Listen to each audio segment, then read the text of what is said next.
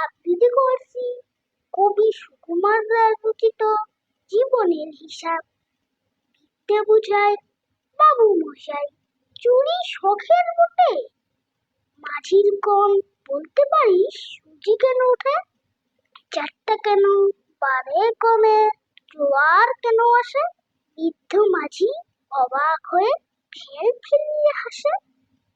বাবু বলেন, সারা জন মরলিরে তুই খাটি, জ্ঞান বিনা তোর জীবনটা যে চারি আনাই মাটি।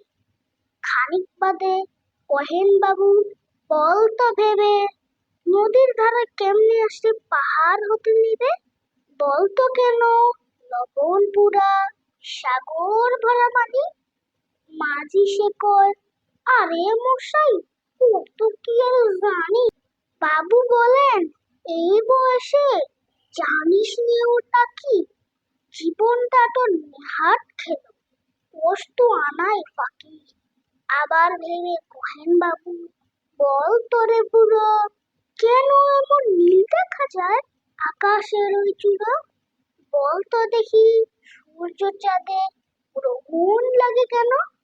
বৃদ্ধ বলেন, আমায় কেন লজ্জা দিছেন হেন? বাবু বলেন, বলবো গীতা, দেখছি এখন জীবনটা তোর বারো আনাই পিঠা। নৌকোখানি ডুবলো বুঝি তুলে?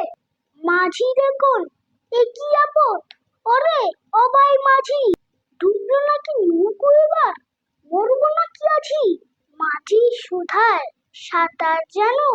মাথা নাড়ে। মূর্খ মাঝি বলে, মশাই এখন কেন কাবু? বাসনের শেষে আমার কথা হিসেব করো পিছে। তোমার দেখি জীবনখানা ষোলো আনাই মিছে।